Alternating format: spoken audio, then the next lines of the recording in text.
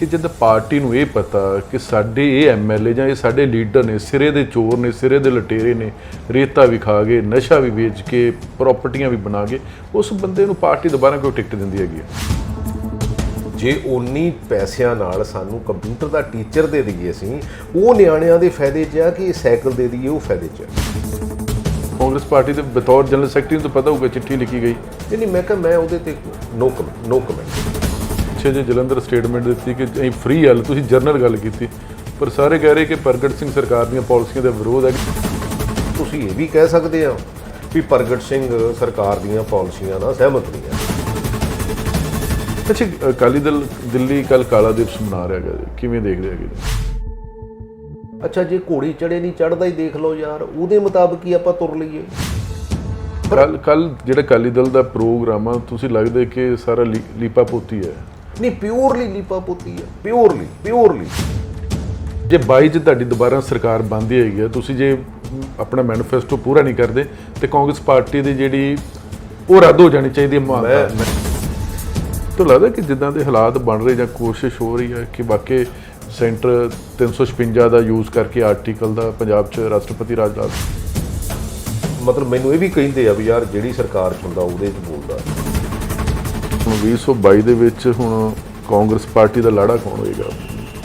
ਨਵਜੋਤ ਸਿੰਘ ਸਿੱਧੂ ਜਾਂ ਪ੍ਰਗਟ ਸਿੰਘ ਜਾਂ ਕੈਪਟਨ ਅਮਰਿੰਦਰ ਸਿੰਘ? ਪੰਜਾਬ ਵਿਧਾਨ ਸਭਾ ਚੋਣਾਂ ਨੂੰ ਬਿਲਕੁਲ ਸਮਾਂ ਬਹੁਤ ਘੱਟ ਰਹਿ ਗਿਆ। ਦਸੰਬਰ 'ਚ ਸੰਭਾਵਨਾ ਕਿ ਕੋਡ ਆਫ ਕੰਡਕਟ ਲੱਗ ਜਾਊਗਾ। ਚੋਣ ਕਮਿਸ਼ਨ ਨੇ ਵੀ ਤਿਆਰੀਆਂ ਸ਼ੁਰੂ ਕਰ ਦਿੱਤੀਆਂ ਤੇ ਵਿਧਾਨ ਸਭਾ ਚੋਣਾਂ ਨੂੰ ਲੈ ਕੇ ਜਾਂ ਮੌਜੂਦਾ ਹਾਲਾਤ ਜਾਂ ਕਾਂਗਰਸ ਪਾਰਟੀ ਨੂੰ ਜਿਹੜੀਆਂ ਵਿਰੋਧੀ ਧਿਰਾਂ ਘੇਰ ਰਹੀਆਂ ਨੇ, ਉਹਨਾਂ ਸਾਰੇ ਮਸਲਿਆਂ ਤੇ ਗੱਲਬਾਤ ਕਰਾਂਗੇ। ਸਾਡੇ ਨਾਲ ਇਸ ਸਮੇਂ ਕਾਂਗਰਸ ਪਾਰਟੀ ਦੇ ਜਨਰਲ ਸੈਕਟਰੀ ਅਤੇ ਕਾਂਗਰਸ ਪਾਰਟੀ ਦੇ ਵਿਧਾਇਕ ਸਰਦਾਰ ਪ੍ਰਗਟ ਸਿੰਘ ਨੇ। ਭਾਈ ਬਹੁਤ ਬਹੁਤ ਸਵਾਗਤ ਹੈ। ਥੈਂਕ ਯੂ ਭਾਈ। ਹੁਣ ਕਾਂਗਰਸ ਸਭ ਕੁਝ ਠੀਕ ਚੱਲ ਰਿਹਾ ਹੈ ਜੀ? So far so good.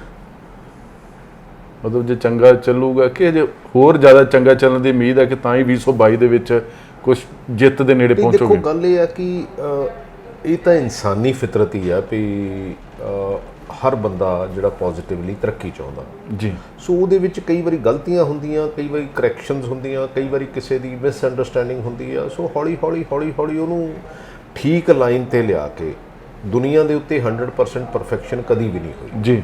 ਸੋ ਮੈਂ ਤਾਂ ਇੱਕ ਪੋਜ਼ਿਟਿਵ ਸਾਈਡ ਤੋਂ ਦੇਖਦਾ ਹੁੰਦਾ ਕਿ ਪੋਜ਼ਿਟਿਵ ਸਾਈਡ ਜਿਹੜੀ ਆ ਉਹਨੂੰ ਪੋਜ਼ਿਟਿਵ ਨੂੰ ਲੈ ਕੇ ਅੱਗੇ ਤੁਰਨਾ ਚਾਹੀਦਾ। ਨਹੀਂ ਤਾਂ ਨੈਗੇਟਿਵਿਟੀ ਤਾਂ ਜਿੰਨੀ ਮਰਜ਼ੀ ਕਰ ਲਓ, ਉਹ ਕਿਉਂਕਿ ਅੱਧਾ ਗਲਾਸ ਖਾਲੀ ਤੇ ਅੱਧਾ ਭਰਿਆ, ਤਾਂ ਫਿਰ ਉਹ ਹਰ ਬੰਦੇ ਦੀ ਉਹ ਨਜ਼ਰੀਆ ਹੈਗਾ ਨਾ ਵੀ ਉਹਨੂੰ ਕਿੱਦਾਂ ਦੇਖਣਾ। ਜਿੱਥੇ ਪੰਜਾਬ ਕਾਂਗਰਸ ਦੇ ਬਹੁਤ ਸਾਰੇ ਲੋਕ ਚਿੰਤਾ ਕਰ ਰਹੇ ਨੇ, ਉਹਨਾਂ 'ਚੋਂ ਤੁਸੀਂ ਵੀ, ਹੋਰ ਵੀ ਬਹੁਤ ਸਾਰੇ, ਹਾਈ ਕਮਾਂਡ ਵੀ ਚਿੰਤਾ ਕਰੀ ਪੰਜਾਬ ਨੂੰ ਲੈ ਕੇ ਜੀ? ਡੈਫੀਨੇਟਲੀ ਹੈਗੀ ਚਿੰਤਾ, ਇਹਦੇ 'ਚ ਤਾਂ ਕੋਈ ਦੋ ਰਾਮਾ ਨਹੀਂ ਹੈ ਕਿ ਕਿਉਂਕਿ ਇੱਕ ਗੱਲ ਹੈਗੀ ਆ, ਆਨਗੋਇੰਗ ਪ੍ਰੋਸੈਸ ਆ। ਇਹ ਆਨਗੋਇੰਗ ਪ੍ਰੋਸੈਸ ਦੇ ਵਿੱਚ ਪਰਸੈਪਸ਼ਨਸ ਹੈਗੀਆਂ, ਉਹਦੇ ਵਿੱਚ ਕਰਨ ਦੇ ਢੰਗ ਤਰੀਕੇ ਆ, ਹਰ ਬੰਦਾ ਆਪਣੇ ਤਰੀਕੇ ਨਾਲ ਸੋਚਦਾ। ਜਦੋਂ ਤੁਸੀਂ ਆਰਗੇਨਾਈਜੇਸ਼ਨ ਨੂੰ ਦੇਖਦੇ ਆ ਜਾਂ ਸਰਕਾਰ ਨੂੰ ਦੇਖਦੇ ਆ ਤਾਂ ਕਿਤੇ ਨਾ ਕਿਤੇ ਜਿਹੜੀ ਹੈਲਦੀ ਡਿਸਕਸ਼ਨ ਆ, ਜਿਹੜੀ ਇੰਟਰਨਲ ਡੈਮੋਕ੍ਰੇਸੀ ਆ, ਉਹ ਹੋਰ ਇੰਪਰੂਵ ਹੋਣੀ ਚਾਹੀਦੀ ਆ। ਮੈਂ ਨਹੀਂ ਕਹਿੰਦਾ ਕਾਂਗਰਸ ਦੀ ਗੱਲ, ਪਰ ਅਕਰੋਸ ਦਾ ਪਾਰਟੀ ਨਾਲ ਐਕਚੁਅਲੀ ਹੋਇਆ ਕਿ ਪਿਛਲੇ ਸਮੇਂ ਦੇ ਵਿੱਚ ਕਿ ਇੰਟਰਨਲ ਡੈਮੋਕ੍ਰੇਸੀ ਨੂੰ ਕਿਤੇ ਨਾ ਕਿਤੇ ਢਾਹ ਲੱਗੀ ਆ, ਔਰ ਉਹ ਜਾਂ ਤਾਂ ਪੰਜਾਬੀਆਂ ਦਾ ਸੁਭਾਅ ਆ ਤੇ ਜਾਂ ਫਿਰ ਕਿਤੇ ਨਾ ਕਿਤੇ ਸਾਨੂੰ ਇਹ ਢੰਗ ਤਰੀਕੇ ਬਦਲਣੇ ਚਾਹੀਦੇ ਆ। ਕਿਉਂਕਿ ਮੈਨੂੰ ਦੁਨੀਆ ਦੇ ਉੱਤੇ ਵਿਚਰਨ ਦਾ ਮੌਕਾ ਮਿਲਿਆ, ਕਿਉਂਕਿ ਸਪੋਰਟਸ ਦੇ ਥਰੂ ਭਾਵੇਂ ਮਿਲਿਆ ਜੀ। ਉਹਦਾ ਮੈਨੂੰ ਜਿੰਨੀ ਕੁ ਗੱਲ ਸਮਝ ਆਈ ਹੈਗੀ ਆ ਕਿ let us pool in all the knowledge and all the good work. ਉਹ ਜਦੋਂ ਪੂਲ ਇਨ ਹੁੰਦਾ ਤੇ ਤਾਂ ਜਾ ਕੇ ਉਹਦੇ ਰਿਜ਼ਲਟਸ ਜਿਹੜੇ ਉਹ ਨਿਕਲਦੇ ਆ। ਉਹਦੇ ਵਿੱਚ ਇੰਡੀਵਿਜੂਅਲ ਮੈਟਰ ਨਹੀਂ ਕਰਦਾ, ਉਹਦੇ ਵਿੱਚ ਇੱਕ ਸਿਸਟਮ ਮੈਟਰ ਕਰਦਾ।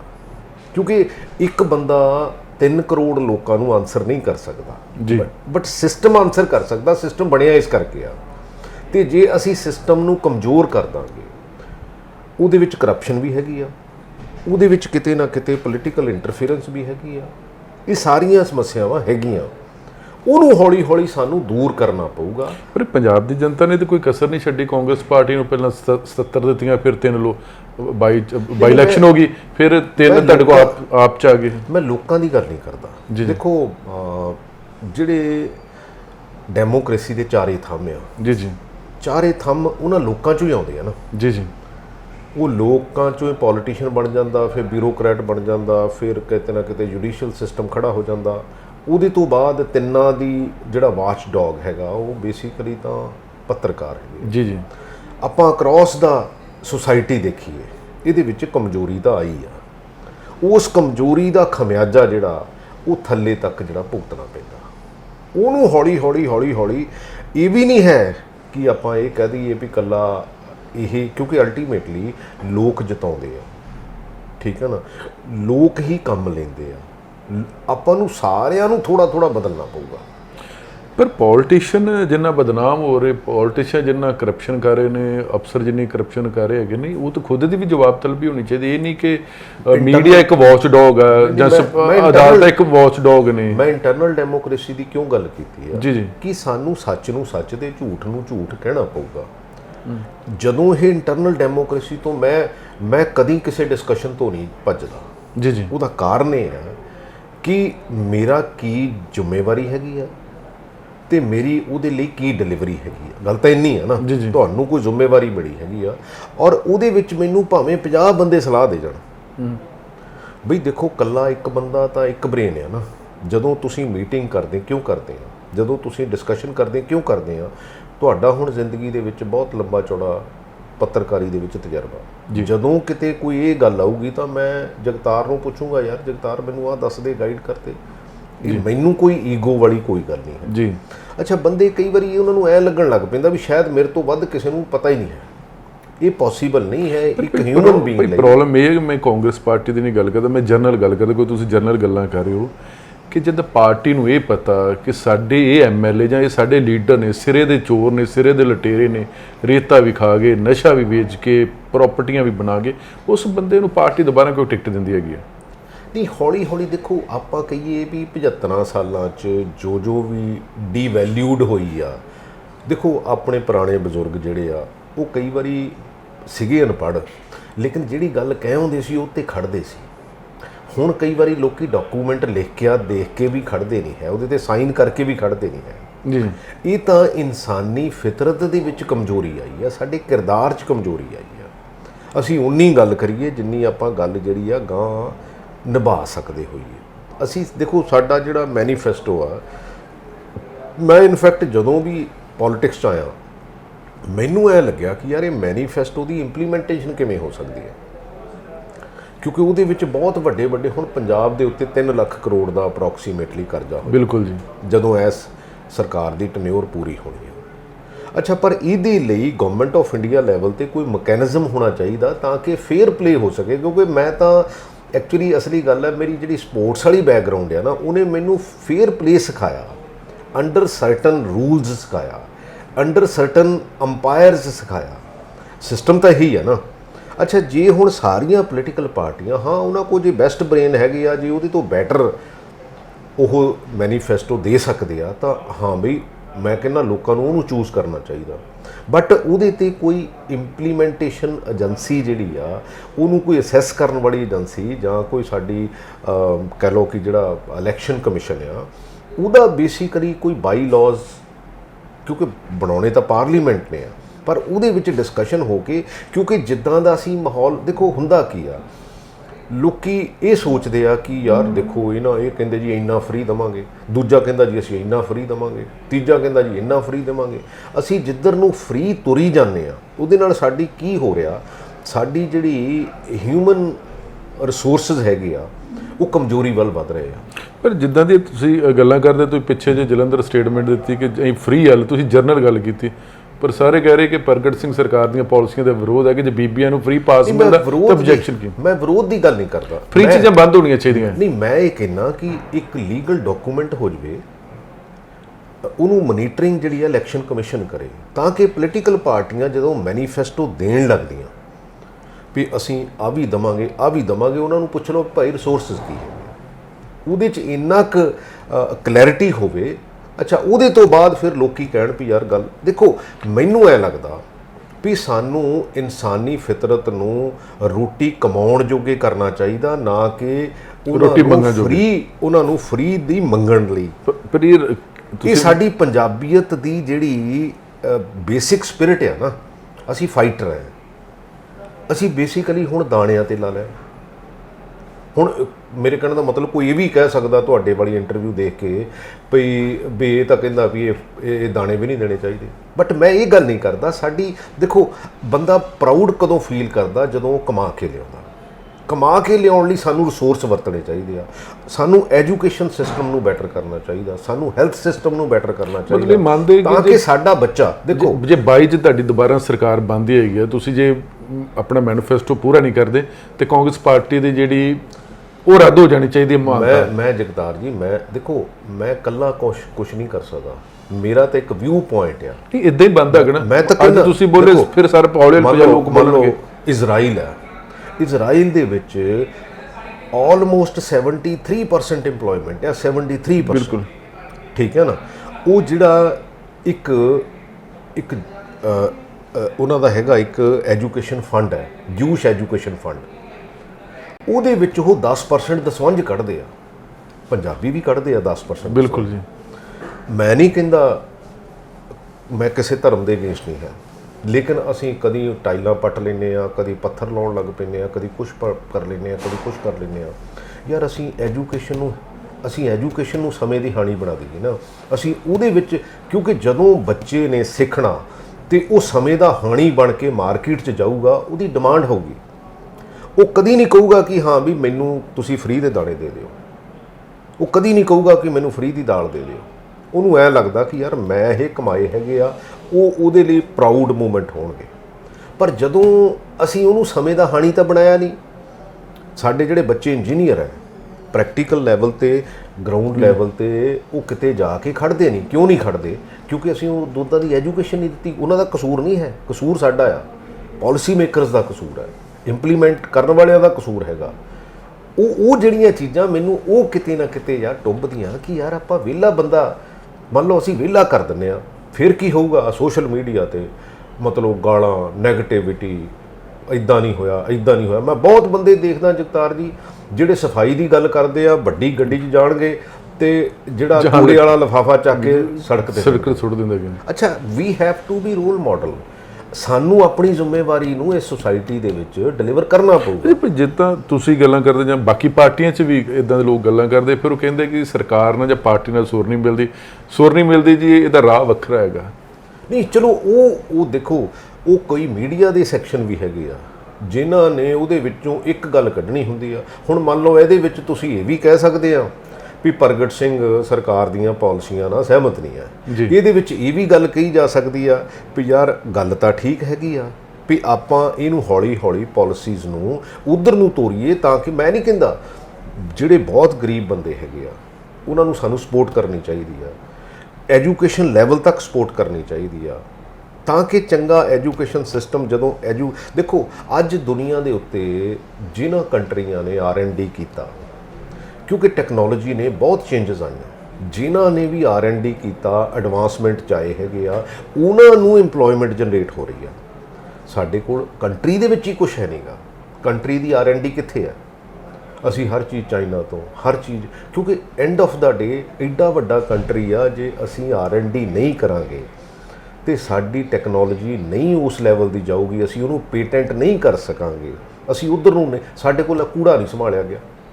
ਜਦ ਕਿ ਚਾਈਨਾ 100% ਕੂੜੇ ਨੂੰ ਰੀਸਾਈਕਲ ਕਰਦਾ, ਉਹਨੂੰ ਯੂਜ਼ ਕਰਦਾ, ਉਹਦੇ ਵਿੱਚੋਂ ਹਰ ਤਰ੍ਹਾਂ ਦੀ ਜਿਹੜੀ ਰਿਕੁਆਇਰਮੈਂਟ ਹੈਗੀ ਉਹਨਾਂ ਦੀ, ਤੇ ਨਾ ਕੂੜਾ ਰਹਿੰਦਾ ਤੇ ਨਾਲੇ ਉਹਨਾਂ ਦੀ ਜਨਰੇਸ਼ਨ ਹੁੰਦੀ ਹੈ। ਮਤਲਬ ਉਹਨਾਂ ਦੀ ਨੀਅਤ ਦੋਨੀ ਚੰਗੀ, ਸਾਡੇ ਇੰਡੀਅਨ ਦੀ ਨੀਅਤ ਔਰ ਨੀਤੀ ਦੋਨੀ ਮਾੜੀਆਂ। ਨਹੀਂ, ਅਸੀਂ ਦੇਖੋ, ਅਸੀਂ ਜਿੰਨਾ ਚਿਰ ਉਧਰ ਨੂੰ ਨਹੀਂ ਤੁਰਾਂਗੇ, ਮੰਨ ਲਓ ਸਪੋਜ਼ ਇੱਕ ਪਾਰਟੀ ਕਹਿੰਦੀ ਹੈ ਜੀ ਅਸੀਂ ਇੰਨਾ ਫ੍ਰੀ ਦਿੰਦੇ ਆ, ਦੂਜੀ ਕਹਿੰਦੀ ਨਹੀਂ ਜੀ ਅਸੀਂ 300 ਫ੍ਰੀ ਦਿੰਦੇ ਆ, ਤੂੰ ਜੱਗ ਦਾ 400 ਫ੍ਰੀ ਦਿੰਦੇ ਆ। End of the day R&D ਲਈ ਪੈਸੇ ਚਾਹੀਦੇ ਆ, R&D ਲਈ ਚੰਗੇ ਇੰਸਟੀਚਿਊਟਸ ਚਾਹੀਦੇ ਆ। ਸਾਨੂੰ ਉਸ ਟੈਕਨੋਲੋਜੀ, ਮੰਨ ਲਓ ਮੈਂ ਸਪੋਰਟਸ ਦਾ ਬੰਦਾ, ਮੈਂ ਸਪੋਰਟਸ ਬੇਸਿਕਲੀ ਸਾਡੇ ਹਿੰਦੁਸਤਾਨ ਦੇ ਵਿੱਚ ਸਪੋਰਟਸ ਸਾਇੰਸਿਸ ਨੂੰ ਅੱਜ ਤੱਕ ਅਸੀਂ ਅੱਗੇ ਨਹੀਂ ਵਧਾ ਸਕੇ। ਬਿਲਕੁਲ ਜੀ। ਮੈਂ ਹੁਣ ਆਈਡੀਆ ਇੱਥੇ ਦਿੱਤਾ ਸੀਗਾ ਵੀ ਆਪਾਂ ਸਪੋਰਟਸ ਸਾਇੰਸਿਸ ਦੀ ਯੂਨੀਵਰਸਿਟੀ ਬਣਾਈਏ, ਪਰ ਅਸੀਂ ਉਹ ਵੀ ਜਿਹੜਾ ਆ ਇੱਕ ਫਿਜ਼ੀਕਲ ਐਜੂਕੇਸ਼ਨ ਕਾਲਜ ਬਣਾ ਲਿਆ, ਕਿਉਂਕਿ ਸਾਡੇ ਕੋਲ ਉਹ ਨਾ ਟੀਚਰ ਆ ਤੇ ਨਾ ਕਰਿਕੂਲਮ ਆ। ਇੱਕ ਸਕੂਲ ਕਿਹੜਾ ਹੁੰਦਾ ਜਿਹੜਾ ਉਸ ਥਾਟ ਪ੍ਰੋਸੈਸ ਨੂੰ ਇੱਕ ਕਰਿਕੂਲਮ ਦੇ ਦੇਵੇ? ਉਹ ਕਰਿਕੂਲਮ ਕੌਣ ਦਊਗਾ? ਇੱਕ ਟੀਚਰ ਦਊਗਾ, ਉਸ ਫੀਲਡ ਦਾ ਸਾਇੰਟਿਸਟ ਦਊਗਾ। ਜਿਹਦਾ ਉਹਦੇ ਵਿੱਚ ਤਜਰਬਾ ਹੋਊਗਾ, ਚਾਹੇ ਅਸੀਂ 10 ਸਾਲ ਲਈ ਅਸੀਂ ਕਿਤਿਓਂ ਲੈ ਆਈਏ, ਕਿਉਂਕਿ ਕਿਸੇ ਵੀ ਫੈਕਲਟੀ ਨੂੰ, ਕਿਸੇ ਵੀ ਸਿਸਟਮ ਨੂੰ ਡਿਵੈਲਪ ਕਰਨ ਲਈ ਦੁਨੀਆ ਦੇ ਉੱਤੇ ਹੋਇਆ। ਮੈਂ ਕੋਈ ਉਹ ਗੱਲਾਂ ਨਹੀਂ ਕਰਦਾ ਜਿਹੜੀਆਂ ਦੁਨੀਆ ਦੇ ਉੱਤੇ ਨਹੀਂ ਹੋਈਆਂ, ਮੈਂ ਉਹ ਗੱਲਾਂ ਕਰਦਾ ਜਿਹੜੇ ਦੁਨੀਆ ਤੇ ਹੋਈਆਂ ਹੈਗੀਆਂ। ਅੱਛਾ, ਜੇ ਘੋੜੀ ਚੜੇ ਨਹੀਂ ਚੜ੍ਹਦਾ ਹੀ ਦੇਖ ਲਓ ਯਾਰ, ਉਹਦੇ ਮੁਤਾਬਕ ਹੀ ਆਪਾਂ ਤੁਰ ਲਈਏ, ਨਕਲੀ ਮਾਰ ਲਓ। ਅਸੀਂ ਹੁਣ ਸਾਡੇ ਹਿੰਦੁਸਤਾਨ ਦੇ ਵਿੱਚ ਕਿਸੇ ਨੇ ਦੇਖੋ ਸਪੋਰਟਸ ਸਾਇੰਸ ਯੂਨੀਵਰਸਿਟੀ 70 'ਚ ਬਣਾ ਲਈ, ਅਮਰੀਕਾ ਨੇ 75 'ਚ ਬਣਾ ਲਈ, ਜਰਮਨ ਨੇ, ਰਸ਼ੀਆ ਨੇ, ਜਿੰਨੇ ਵੀ ਆਸਟ੍ਰੇਲੀਆ ਨੇ, ਜਿੰਨੇ ਵੀ ਬੇਸਿਕਲੀ ਸਾਡਾ ਜਿਹੜਾ ਬੱਚਾ ਆ ਉਹਨੂੰ ਇੱਕ ਪਾਰਟੀਕੂਲਰ ਸਪੋਰਟਸ ਲਈ ਇੱਕ ਪਾਰਟੀਕੂਲਰ ਸਟਰੈਂਥ ਦੀ ਜ਼ਰੂਰਤ ਹੁੰਦੀ ਆ, ਪਾਰਟੀਕੂਲਰ ਸਪੀਡ ਦੀ ਜ਼ਰੂਰਤ ਹੁੰਦੀ ਪਰ ਸਾਨੂੰ ਖਿਡਾਰੀ ਨਹੀਂ ਚਾਹੀਦੇ, ਸਾਨੂੰ ਤਾਂ ਸਿਆਸਤ ਦੇ ਖਿਡਾਰੀ ਚਾਹੀਦੇ ਹੈਗੇ ਨਾ ਜੀ। ਨਹੀਂ, ਸਾਨੂੰ ਹਰ ਫੀਲਡ 'ਚ ਚਾਹੀਦੇ ਯਾਰ। ਇਹ 3 ਕਰੋੜ ਬੰਦਾ ਆ, ਇਹਨੂੰ ਅੰਗੇਜ ਵੀ ਤਾਂ ਹੋਣਾ ਚਾਹੀਦਾ ਨਾ। ਇਹ ਇਕੱਲਾ ਬੇਸਿਕਲੀ ਜਿਉਂ-ਜਿਉਂ ਦੇਖੋ ਜਗਤਾਰ ਜੀ, ਜਿਉਂ-ਜਿਉਂ ਬੰਦਾ ਵਿਹਲਾ ਹੋਈ ਜਾਊਗਾ ਤਿਉਂ-ਤਿਉਂ ਉਹਦੀਆਂ ਸਮੱਸਿਆਵਾਂ ਵੱਧਦੀਆਂ ਜਾਣਗੀਆਂ।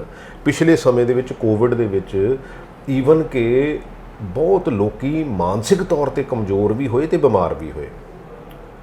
ਸੋ ਲੇਕਿਨ ਜੇ ਅਸੀਂ ਸਟਰੋਂਗ ਹੋਵਾਂਗੇ, ਜੇ ਅਸੀਂ ਬਿਜ਼ੀ ਹੋਵਾਂਗੇ, ਜੇ ਅਸੀਂ ਉਸ ਆਪਣੀ ਆਪਣੀ ਫੀਲਡ ਦੇ ਵਿੱਚ ਦੇਖੋ 10 12 14 ਘੰਟੇ ਕੰਮ ਕਰਨਾ ਚਾਹੀਦਾ ਬੰਦੇ ਨੂੰ, ਪਰ ਸਾਨੂੰ ਕੰਮ ਵੀ ਤਾਂ ਦੇਣਾ ਚਾਹੀਦਾ ਨਾ। ਸਾਨੂੰ ਉਹੋ ਜਿਹੀਆਂ ਪਾਲਿਸੀਜ਼ ਲਿਆਉਣੀਆਂ ਚਾਹੀਦੀਆਂ। ਤੇ ਜਿਹੜੀਆਂ ਚੀਜ਼ਾਂ ਦੱਸ ਰਹੇ ਤੁਸੀਂ ਹੁਣ, ਕਾਂਗਰਸ ਪਾਰਟੀ ਦਾ ਜੋ ਚੋਣ ਘੋਸ਼ਣਾ ਪੱਤਰ ਬਣੇਗਾ, ਉਹ ਚੀਜ਼ਾਂ ਇਹ ਹਿੱਸਾ ਹੋਣਗੇ ਤੁਹਾਡੇ ਵਿਚਾਰ ਜਾਂ ਤੁਹਾਡਾ ਥਾਟ? ਯਾਰ ਮੈਂ ਤਾਂ ਦੇਖੋ ਜਿੱਥੇ ਵੀ ਬਹਿਨਾ, ਚਾਹੇ ਮੈਂ ਪਾਰਟੀ ਲੈਵਲ ਤੇ ਬੈਠਾ, ਚਾਹੇ ਪਾਰਟੀ ਤੋਂ ਬਾਹਰ ਬੈਠਾ, ਚਾਹੇ ਸੁਸਾਇਟੀ 'ਚ ਬੈਠਾ, ਮੈਂ ਇਹੋ ਜਿਹੀਆਂ ਗੱਲਾਂ ਕਰਦਾ।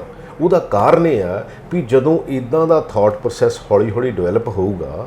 ਅੱਛਾ, ਐਕਚੁਅਲੀ ਹੋ ਕੀ ਰਿਹਾ, ਕਿਉਂਕਿ ਪਾਰਟੀ ਲੈਵਲ ਤੇ ਇਹ ਦੌੜ ਲੱਗੀ ਆ ਅਲੱਗ-ਅਲੱਗ ਪਾਰਟੀਆਂ 'ਚ ਵੀ ਅਸੀਂ ਫ੍ਰੀ ਕੀ ਦੇ ਸਕਦੇ ਹਾਂ। ਯਾਰ ਦੇ ਦਿਓ, ਕਿੰਨਾ ਕੁ ਚਿਰ ਪੰਜਾਬ ਦਾ ਹੀ ਅੰਗੂਠਾ ਲਾਵਾਂਗੇ ਨਾ।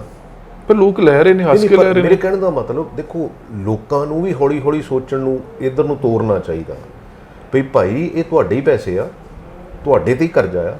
ਮੰਨ ਲਓ ਪੰਜਾਬ ਦਾ ਕੋਈ ਅੰਗੂਠਾ ਲੱਗਦਾ, ਉਹ ਜਗਤਾਰ ਸਿੰਘ ਦਾ ਵੀ ਉਨਾ ਹੀ ਲੱਗਦਾ ਜਿੰਨਾ ਪ੍ਰਗਟ ਸਿੰਘ ਦਾ ਲੱਗਦਾ। ਬਿਲਕੁਲ ਬਿਲਕੁਲ। ਉਹ ਏ ਦਾ ਵੀ ਉਨਾ ਹੀ ਲੱਗਦਾ ਜਿੰਨਾ ਬੀ ਦਾ ਲੱਗਦਾ। ਇਹ ਸਿਰਫ ਸਾਡੀ ਕਈ ਵਾਰੀ ਅਸੀਂ ਜਿਹੜੀ ਸੋਚ ਆ ਨਾ, ਅਸੀਂ ਕਹਿੰਦੇ ਯਾਰ, ਆਪਾਂ ਕਈ ਵਾਰੀ ਇਹ ਨਹੀਂ ਕਹਿੰਦੇ ਵੀ ਯਾਰ ਸਰਕਾਰੀ ਆ ਲੈ ਲਾ। ਬਿਲਕੁਲ ਬਿਲਕੁਲ, ਠੀਕ ਹੈ ਨਾ। ਸਾਨੂੰ ਕਈ ਵਾਰੀ ਇੱਦਾਂ ਵੀ ਕਹਿੰਦੇ ਆ, ਇੱਦਾਂ ਦਾ ਵੀ ਸਾਹਮਣਾ ਕਰਨਾ ਪੈਂਦਾ। ਚੰਗਾ ਭਲਾ ਘਰ ਹੁੰਦਾ, ਉਹ ਕਹਿੰਦਾ ਯਾਰ ਸਰਕਾਰ ਦਾਣੇ ਦਿੰਦੀ ਹੈ, ਤੈਨੂੰ ਤਕਲੀਫ ਹੈ। ਬਿਲਕੁਲ ਬਿਲਕੁਲ।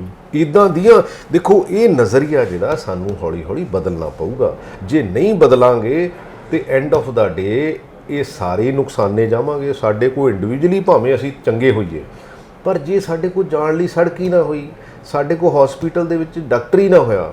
ਹੁਣ ਦੇਖੋ, ਕਿਸੇ ਵੀ ਕੰਟਰੀ ਦੇ ਇੰਡੀਕੇਟਰ ਕੀ ਹੁੰਦੇ ਆ? ਐਜੂਕੇਸ਼ਨ ਤੇ ਹੈਲਥ। ਐਜੂਕੇਸ਼ਨ ਦੇ ਵਿੱਚ 50% ਤੋਂ ਉੱਪਰ ਜਿਹੜਾ ਆ ਉਹ ਸਾਡਾ ਪ੍ਰਾਈਵੇਟ ਸੈਕਟਰ ਆ ਗਿਆ। ਹੈਲਥ ਦੇ ਵਿੱਚ ਆਲਮੋਸਟ 70 ਤੋਂ 80% ਆ ਗਿਆ। ਪਹਿਲੀ ਗੱਲ ਤਾਂ ਅਸੀਂ ਹੈਲਥ ਦੇ ਵਿੱਚ ਤਾਂ ਅਸੀਂ ਸਰਕਾਰੀ ਡਾਕਟਰ ਤੇ ਵਿਸ਼ਵਾਸ ਹੀ ਨਹੀਂ ਕਰਦੇ ਵੀ ਇਹ ਵੀ ਕੋਈ ਚੰਗੀ ਗੱਲ ਕਰ ਸਕਦਾ। ਉਹ ਵਿਸ਼ਵਾਸ ਜਿਹੜਾ ਬਿਲਡਅਪ ਕਰਨ ਦੀ ਜ਼ਰੂਰਤ ਹੈ, ਟੈਕਨੋਲੋਜੀ ਨੂੰ ਬਿਲਡਅਪ ਕਰਨ ਦੀ ਜ਼ਰੂਰਤ ਹੈ। ਹੁਣ ਡਾਕਟਰਸ ਨਹੀਂ ਹੈਗੇ। ਅੱਛਾ, ਬੇਸਿਕਲੀ ਮੈਨੂੰ ਯਾਦ ਆ ਇੱਕ ਵਾਰੀ ਨਿਆਣਿਆਂ ਨੂੰ ਸਾਈਕਲਾਂ ਦੀ ਗੱਲ ਚੱਲੀ ਸੀ ਪਿਛਲੀ ਸਰਕਾਰ ਦੀ। ਬਿਲਕੁਲ ਬਿਲਕੁਲ। ਅੱਛਾ, ਮੈਂ ਇਹ ਕਹਿਤਾ ਵੀ ਆਪਣੇ ਕੋਲ ਜੇ ਨਿਆਣਾ ਬੇਸਿਕਲੀ ਸਕੂਲੇ ਚਲੇ ਗਿਆ, ਸਕੂਲੇ ਜੇ ਕੰਪਿਊਟਰ ਦਾ ਟੀਚਰ ਹੈ ਨਹੀਂ, ਸਾਈਕਲ ਤੇ ਤਾਂ ਚਲੇ ਗਿਆ ਉਹ, ਲੇਕਿਨ ਐਟ ਦਾ ਸੇਮ ਟਾਈਮ ਸਿੱਖ ਕੇ ਕੀ ਹੈ? ਸਿੱਖੇ। ਜੇ ਉਨੀ ਪੈਸਿਆਂ ਨਾਲ ਸਾਨੂੰ ਕੰਪਿਊਟਰ ਦਾ ਟੀਚਰ ਦੇ ਦਈਏ ਅਸੀਂ, ਉਹ ਨਿਆਣਿਆਂ ਦੇ ਫਾਇਦੇ 'ਚ ਆ ਕਿ ਇਹ ਸਾਈਕਲ ਦੇ ਦਈਏ ਉਹ ਫਾਇਦੇ 'ਚ। ਲੇਕਿਨ ਇਹ ਆਪਣਾ ਆਪਣਾ ਸੋਚ ਦਾ ਨਜ਼ਰੀਆ ਹੈਗਾ। ਜੇ ਅਸੀਂ ਨਹੀਂ ਅੱਜ ਵੀ ਕਰਾਂਗੇ, ਅਸੀਂ ਫਿਰ ਵੀ ਅਸੀਂ ਬੇਸਿਕਲੀ ਵੀ ਆਰ ਨਾਟ ਪ੍ਰੋਗਰੈਸਿੰਗ। ਅਸੀਂ ਤੇ ਹੱਲੇ ਵੀ ਡੰਗ ਟਪਾਊ ਚੱਲ ਰਹੇ ਸੀ। ਬੇਸਿਕਲੀ ਡੇ ਟੂ ਡੇ ਵਾਲੀ ਗੱਲ ਹੈਗੀ ਆ। ਅਸੀਂ ਦੇਖੋ, ਦੁਨੀਆ ਦੇ ਉੱਤੇ ਲੌਂਗ ਟਰਮ ਤੇ ਸ਼ਾਰਟ ਟਰਮ ਪਲੈਨਿੰਗਸ ਹੁੰਦੀਆਂ ਹੈਗੀਆਂ। ਉਹਨਾਂ ਦੇ ਉੱਤੇ ਐਕਸਪਰਟ ਕਮੇਟੀਜ਼ ਵੀ ਹੁੰਦੀਆਂ, ਕਿਉਂਕਿ ਸਾਡੇ ਬੇਸਿਕਲੀ ਦੇਖੋ ਸਾਡੀ ਜਿਹੜੀ ਗਵਰਨਮੈਂਟ ਦੀ ਵਰਕਿੰਗ ਹੈ, ਇਹਨੂੰ ਇੰਪਰੂਵ ਕਰਨ ਦੀ ਜ਼ਰੂਰਤ ਹੈ। ਪੰਜਾਬ ਦੀ ਕਿ ਗਵਰਨਮੈਂਟ ਆਫ ਇੰਡੀਆ ਦੀ? ਨਹੀਂ, government of India the we, government of Punjab ਦੀ ਵੀ। ਕਿਉਂ ਨਹੀਂ? ਕਿਉਂਕਿ ਉਹਦੇ 'ਚ ਕੀ ਆ ਕਿ ਮੰਨ ਲਓ ਪੋਲੀਟੀਸ਼ੀਅਨ, ਮੰਨ ਲਓ ਮੇਰੀ ਗੱਲ ਹੀ ਆ, ਮੈਂ ਚਲੋ ਪੁਲਿਸ 'ਚ ਰਿਹਾ, ਮੈਂ ਡਾਇਰੈਕਟਰ ਸਪੋਰਟਸ ਰਿਹਾ, ਠੀਕ ਆ, ਜਾਂ ਅਦਰਵਾਈਜ਼ ਮੇਰਾ ਇੱਕ ਜਨਰਲ ਲੈਵਲ ਦਾ ਤਜਰਬਾ ਹੈਗਾ। ਬਟ ਜੇ ਮੰਨ ਲਓ ਐਗਰੀਕਲਚਰ ਦੀ ਗੱਲ ਆ, ਜਿਹੜੇ ਐਗਰੀਕਲਚਰਿਸਟ ਆ, ਇੱਕ ਟੌਪ ਲੈਵਲ ਦਾ ਹੋਵੇ, ਇੱਕ ਮੀਡੀਅਮ ਲੈਵਲ ਦਾ ਹੋਵੇ, ਇੱਕ ਲੋਅਰ ਲੈਵਲ ਦਾ ਹੋਵੇ, ਬਈ ਉਹ ਐਕਸਪਰਟ ਕਮੇਟੀਆਂ ਜਿਹੜੀਆਂ ਮਿਨਿਸਟਰੀਜ਼ ਹੋਣੀਆਂ ਚਾਹੀਦੀਆਂ। ਉਹਦਾ ਫਾਇਦਾ ਕੀ ਹੋਊਗਾ ਕਿ ਕਿਉਂਕਿ ਦੇਖੋ ਬਿਊਰੋਕਰੈਟ ਦਾ ਵੀ ਤਾਂ ਉਨਾ ਕੀ ਤਜਰਬਾ ਹੈ ਨਾ। ਇਹ ਠੀਕ ਹੈ ਵੀ ਉਹਨੇ ਇੱਕ IAS ਕਰ ਲਈ, ਇੱਕ ਪੋਲੀਟੀਸ਼ੀਅਨ ਪੋਲੀਟੀਕਲ ਸਿਸਟਮ 'ਚੋਂ ਆ ਗਿਆ, but ultimately there has to be a system ਜਿਹੜਾ ਉਹਨੂੰ basically technical background technical input ਦਿੰਦਾ ਰਹੇ। ਔਰ ਉਹ ਜੇ ਅਸੀਂ ਮੰਨ ਲਓ 11 ਮੈਂਬਰੀ ਕਮੇਟੀ 2-3 ਛੋਟੇ ਕਿਸਾਨ ਆ ਜਾਂਦੇ ਆ, 2-3 ਮੀਡੀਅਮ ਆ ਜਾਂਦੇ ਆ, 2-3 ਵੱਡੇ ਆ ਜਾਂਦੇ ਆ, ਉਹਨਾਂ ਦੀਆਂ ਤਿੰਨਾਂ ਦੀ ਡਿਸਕਸ਼ਨ ਕਰਕੇ ਹੀ ਸ਼ੁੱਡ ਬੀ ਇੰਟੈਲੀਜੈਂਟ ਇਨਫ ਕਿ ਉਹਦੇ ਵਿੱਚੋਂ ਪਾਲਿਸੀ ਜਿਹੜੀਆਂ ਲੌਂਗ ਟਰਮ ਤੇ ਸ਼ਾਰਟ ਟਰਮ ਤੇ, ਹੁਣ ਮੰਨ ਲਓ ਹੁਣ ਸਪੋਜ਼ ਡਾਇਵਰਸੀਫਿਕੇਸ਼ਨ ਦੀ ਗੱਲ ਹੈ, ਸਾਨੂੰ ਸਭ ਨੂੰ ਪਤਾ ਵੀ ਡਾਇਵਰਸੀਫਿਕੇਸ਼ਨ ਚਾਹੀਦੀ ਹੈ, but at the same time ਸਾਨੂੰ ਉਹਦੇ ਲਈ ਸੋਰਸ ਵੀ ਚਾਹੀਦੇ ਆ, ਸਾਨੂੰ ਉਹਨੂੰ ਸਟਰੋਂਗ ਮਾਰਕੀਟਿੰਗ ਵੀ ਚਾਹੀਦੀ ਆ। ਅੱਛਾ, ਜਦੋਂ ਕੀ ਹੁੰਦਾ ਇਹਦੇ ਤੇ ਡਿਸਕਸ਼ਨਸ ਹੁੰਦੀਆਂ ਨਹੀਂ ਹੈ, ਵੇਗ ਜੀਆਂ ਹੁੰਦੀਆਂ ਗੱਲਾਂ, ਉਹਦੇ ਚੋਂ ਫਿਰ ਜੋ ਨਿਕਲੇ ਆਉਂਦਾ ਫਿਰ ਉਹ ਚੱਲਦਾ ਨਹੀਂ ਗਾ। ਅੱਛਾ, ਇੱਕ ਹੋਰ ਦੱਸੋ ਕਿ ਕਾਂਗਰਸ ਪਾਰਟੀ ਅਗਰ ਗੱਲ ਕੀਤੀ ਹੈ, ਪਤਾ ਲੱਗਾ ਹਰੀਸ਼ ਰਾਵਤ ਫਿਰ ਸੋਨੀਆ ਗਾਂਧੀ ਨੂੰ ਮਿਲਣੇ, ਪੰਜਾਬ ਤੋਂ ਚਿੱਠੀਆਂ ਲਿਖੀਆਂ ਜਾ ਰਹੀਆਂ ਹੈਗੀਆਂ ਕਿ CLP ਦੀ ਮੀਟਿੰਗ ਬੁਲਾਈ ਜਾਵੇ ਜੀ। ਨਹੀਂ, ਹਰੀਸ਼ ਰਾਵਤ ਬੇਸਿਕਲੀ ਦੇਖੋ ਮਿਲ ਸਕਦੇ ਆ, ਸਾਡੇ ਹੈਗੇ ਆ ਉਹ ਕਿਹੜੇ ਦੋ ਨਵੇਂ ਅਬਜ਼ਰਵਰਾਂ ਦੀ ਜ਼ਰੂਰਤ ਹੈ, ਜਿੰਨੇ ਪੀੜਤ ਹੈਗੇ ਨੇ ਉਹਨਾਂ ਕੋਲ ਫੀਡਬੈਕ ਲਈ ਜਾਵੇ। ਤੇ ਮੈਂ ਨਹੀਂ ਕਮੈਂਟ ਕਰਨਾ ਚਾਹੁੰਦਾ, ਬਟ ਹਰੀਸ਼ ਰਾਵਤ ਸੋਨੀਆ ਗਾਂਧੀ ਜੀ ਨੂੰ ਮਿਲ ਸਕਦੇ ਆ, ਉਹਦੇ 'ਚ ਕੀ ਪ੍ਰੋਬਲਮ ਹੈ। ਤੇ ਜਿਹੜੀ 40 ਘਰੇ MLA ਨੇ ਚਿੱਠੀ ਲਿਖ ਦਿੱਤੀ ਹੈਗੀ, ਨਹੀਂ ਮੈਂ ਉਹਦੇ ਤੇ ਕੋਈ ਕਮੈਂਟ ਨਹੀਂ ਕਰਨਾ ਚਾਹੁੰਦਾ। ਕਾਂਗਰਸ ਪਾਰਟੀ ਦੇ ਬਤੌਰ ਜਨਰਲ ਸੈਕਟਰੀ ਨੂੰ ਤਾਂ ਪਤਾ ਹੋਊਗਾ ਚਿੱਠੀ ਲਿਖੀ ਗਈ। ਨਹੀਂ ਮੈਂ ਕਿਹਾ ਮੈਂ ਉਹਦੇ ਤੇ ਨੋ ਕਮੈਂਟਸ। ਅੱਛਾ, ਅਕਾਲੀ ਦਲ ਦਿੱਲੀ ਕੱਲ ਕਾਲਾ ਦਿਵਸ ਮਨਾ ਰਿਹਾ ਹੈਗਾ, ਕਿਵੇਂ ਦੇਖਦੇ ਹੈਗੇ ਜੀ? ਕਿਤੇ 1 ਸਾਲ ਹੋ ਗਿਆ, 17 ਨੂੰ ਬੀਬੀ ਹਰਸਿਮਰਤ ਕੌਰ ਨੇ ਅਸਤੀਫਾ ਦਿੱਤਾ ਸੀ, ਕਾਨੂੰਨ ਪਾਸ ਹੋ ਗਏ ਸੀ। ਆਪਣੇ ਜਗਤਾਰ ਜੀ ਜਿੱਦਾਂ ਕਹਿੰਦੇ ਹੁੰਦਾ ਨਾ, ਈਦ ਮਗਰੋਂ ਤੰਬਾ ਫੂਕਣਾ, ਅਸੀਂ ਜਦੋਂ ਡਿਸੀਜਨ ਲੈਂਦੇ ਆ ਨਾ, ਸਾਡੇ ਡਿਸੀਜਨ ਜਿਹੜੇ ਆ ਉਹ ਕਿਤੇ ਨਾ ਕਿਤੇ ਲਾਲਚ ਨਾਲ ਬੱਧੇ ਹੁੰਦੇ ਆ। ਅਸੀਂ ਜੇ ਇੰਡੀਪੈਂਡੈਂਟ ਡਿਸੀਜਨ ਲਈਏ ਤਾਂ ਸਾਡੇ ਪੰਜਾਬ ਦੀ ਇਹ ਹਾਲਤ ਨਹੀਂ ਹੋ ਸਕਦੀ।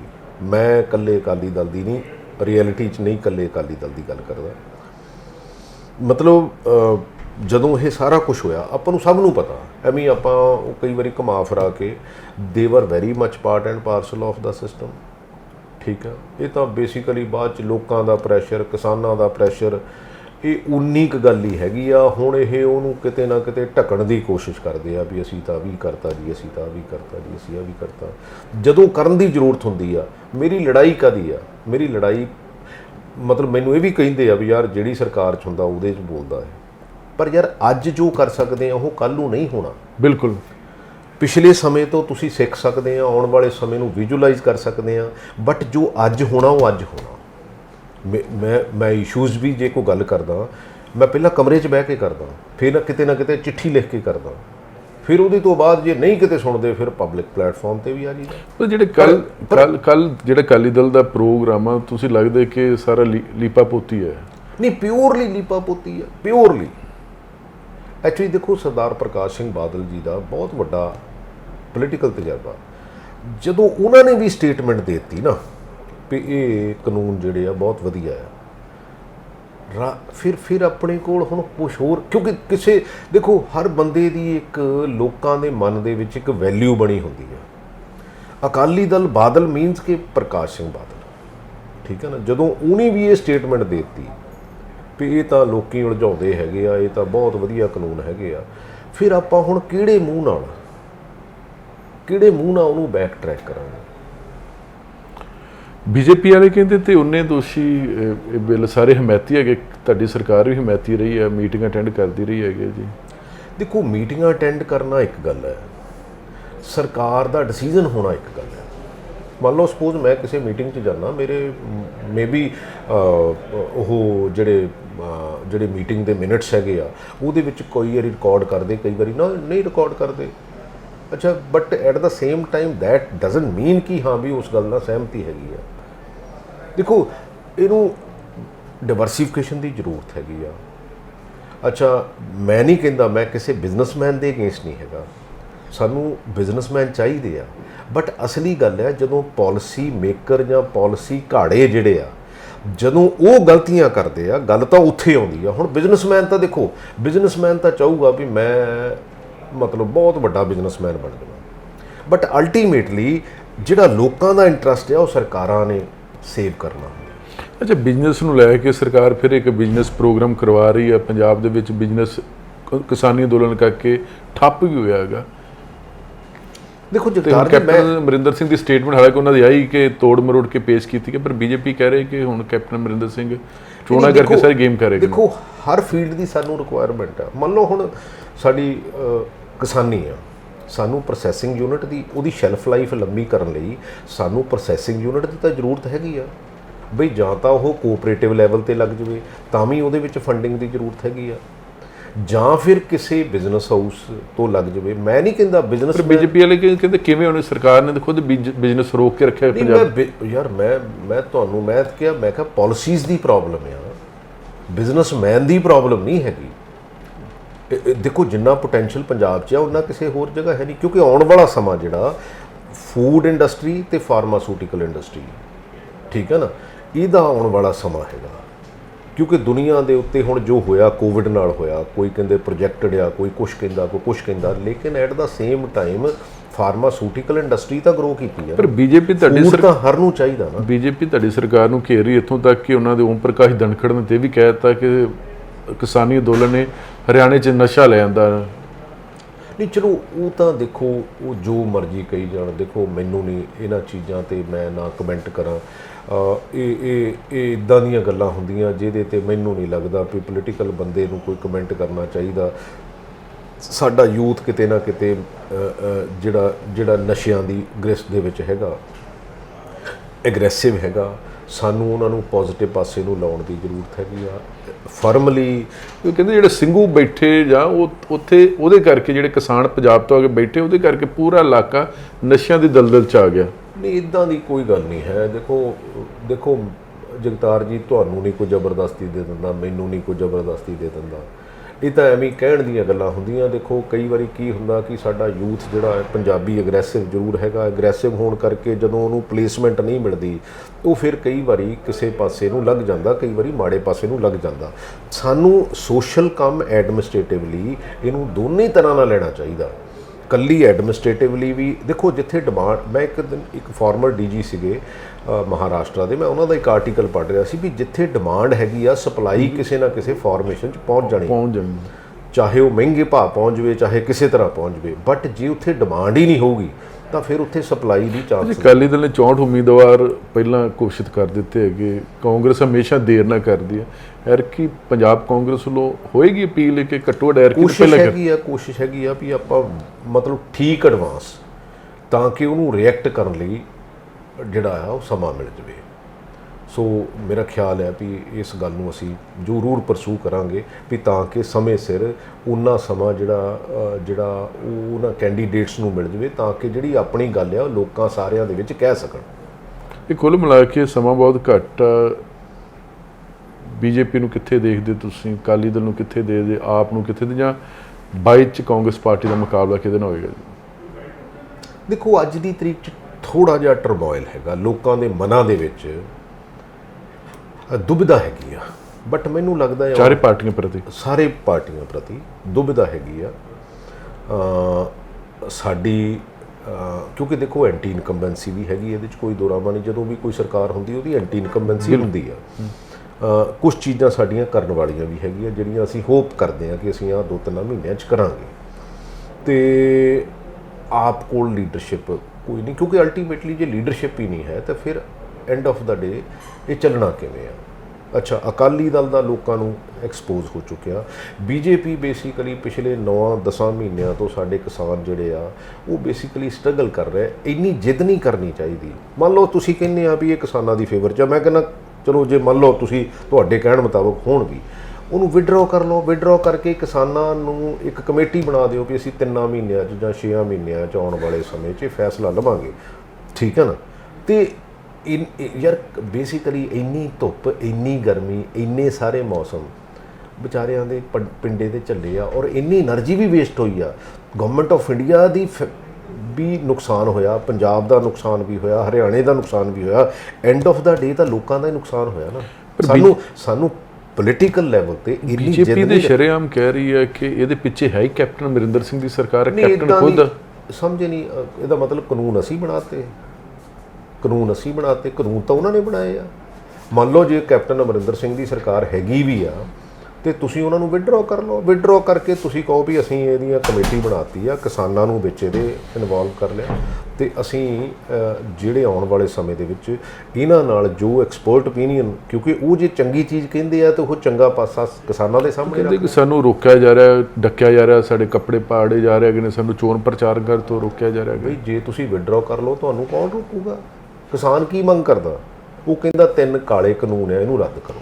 ਪਰ ਕਹਿੰਦੇ ਹੱਕ ਤੇ ਸਾਡਾ ਵੀ, ਅਸੀਂ ਵੀ ਤਾਂ ਡੈਮੋਕ੍ਰੇਸੀ ਦਾ ਪਾਰਟ ਨਹੀਂ, ਆ। ਮੈਂ ਕਹਿੰਦਾ ਕਦੀ, ਮੈਂ ਕਹਿੰਦਾ ਉਹਨਾਂ ਨੂੰ ਪਾਰਟ ਹੋਣਾ ਚਾਹੀਦਾ, ਉਹਨਾਂ ਨੂੰ ਪਾਰਟ ਹੋਣਾ ਚਾਹੀਦਾ। ਦੇਖੋ ਡੈਮੋਕ੍ਰੇਸੀ ਦੇ ਬੇਸਿਕ ਪੈਰਾਮੀਟਰ ਨੂੰ ਤੁਸੀਂ ਬੰਨ ਨਹੀਂ ਸਕਦੇ, ਫਿਰ ਤੁਸੀਂ ਕਿਸੇ ਹੋਰ ਪਾਸੇ ਨੂੰ ਇਹਨੂੰ ਤੋੜ ਲਾਂਗੇ, ਜਿਹਦਾ ਕਿ ਆਉਣ ਵਾਲੇ ਸਮੇਂ ਦੇ ਵਿੱਚ ਵੱਡਾ ਨੁਕਸਾਨ ਜਿਹੜਾ ਹੈ ਉਹ ਪੰਜਾਬ ਨੂੰ ਜਾਂ ਹਿੰਦੁਸਤਾਨ ਨੂੰ ਝੱਲਣਾ ਪਊਗਾ। ਅਕਾਲੀ ਦਲ ਵੀ ਕਹਿ ਰਿਹਾ, ਬਿਕਰਮਜੀਤ ਮਜੀਠੀਆ ਕੱਲ ਅੰਮ੍ਰਿਤਸਰ ਬੋਲ ਰਹੇ ਸੀ ਕਿ ਕਾਂਗਰਸ ਦੇ ਲੋਕ ਰੈਲੀਆਂ ਕਰਦੇ, ਪ੍ਰੋਗਰਾਮ ਕਰਦੇ, ਕਿ ਰੋਕਦਾ ਨਹੀਂ, ਜਦੋਂ ਅਕਾਲੀ ਕਰਦੇ ਤੇ ਲੋਕੀ ਖੜੇ ਹੋ ਜਾਂਦੇ। ਇੱਦਾਂ ਦੀ ਕੋਈ ਗੱਲ ਨਹੀਂ। ਦੇਖੋ ਸਾਡੇ ਵੀ ਕਿਸਾਨ ਜਥੇਬੰਦੀਆਂ ਨਾਲ ਮੀਟਿੰਗ ਹੋਈ ਆ ਵੀ ਵੱਡੀਆਂ ਰੈਲੀਆਂ, ਅਸੀਂ ਕਿਹਾ ਠੀਕ ਆ, ਅਸੀਂ ਕਿਸੇ ਨਾਲ ਟਕਰਾ ਨਹੀਂ ਚਾਹੁੰਦੇ, ਪਰ ਅਲਟੀਮੇਟਲੀ ਮੰਨ ਲਓ ਹੁਣ ਅਸੀਂ ਜਿਹੜੇ ਲੈਂਡਲੈਸ ਲੇਬਰਰਸ ਹੈਗੇ ਆ ਉਹਨਾਂ ਦਾ 520 ਕਰੋੜ ਦਾ ਕਰਜ਼ਾ ਮਾਫ, ਕੀ ਉਹਨਾਂ ਨੂੰ ਨਾ ਚੈੱਕ ਦੇਈਏ?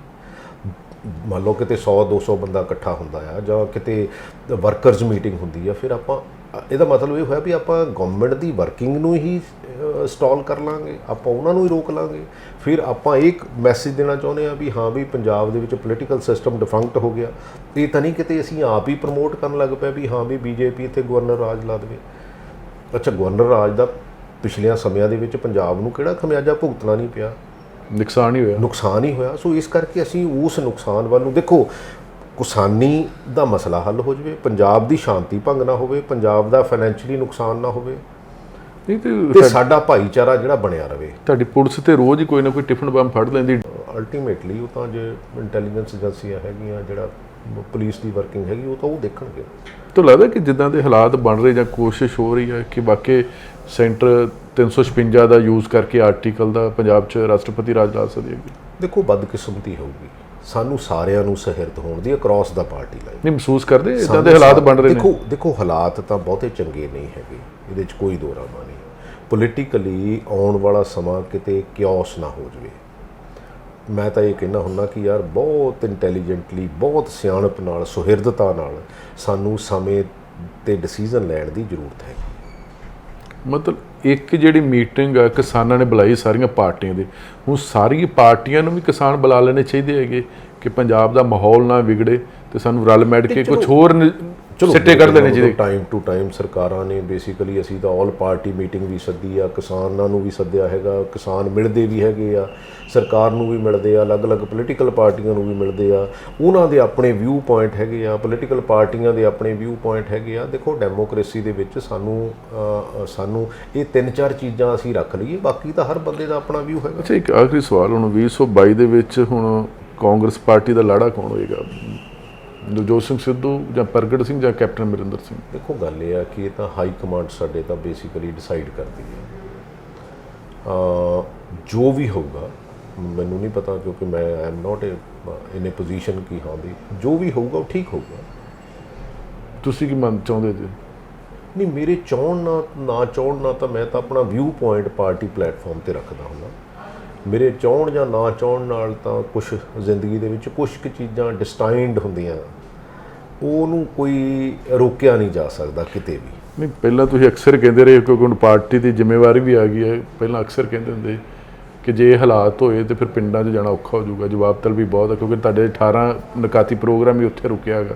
ਨਹੀਂ, ਮੈਂ ਤਾਂ ਦੇਖੋ ਅੱਜ ਵੀ ਕਈ ਚੀਜ਼ਾਂ ਤੇ ਤਾਂ ਮੈਂ ਦੇਖੋ ਕੱਲ੍ਹ ਆਪਾਂ ਤਾਂ ਪਾਰਟੀ ਪਲੇਟਫਾਰਮ ਦੀ ਗੱਲ ਕਰਦੇ ਹਾਂ, ਠੀਕ ਹੈ ਨਾ, ਕਿਉਂਕਿ ਜੋ ਹਾਈ ਕਮਾਂਡ ਸਾਡੇ ਫੈਸਲਾ ਲੈ ਲਊਗੀ ਉਹਦੇ ਤੇ ਸਾਨੂੰ ਦੇਖੋ ਪਲੱਸ ਮਾਈਨਸ ਤਾਂ ਉਹਨਾਂ ਨੇ ਦੇਖਣਾ, ਆਪਾਂ ਤਾਂ ਉਹਦਾ ਵਿਊ ਪੁਆਇੰਟ ਰੱਖ ਸਕਦੇ ਵੀ ਇਹ ਆਹ ਗੱਲ ਹੋਣੀ ਚਾਹੀਦੀ। ਚਲੋ ਬਹੁਤ ਬਹੁਤ ਮਿਹਰਬਾਨੀ।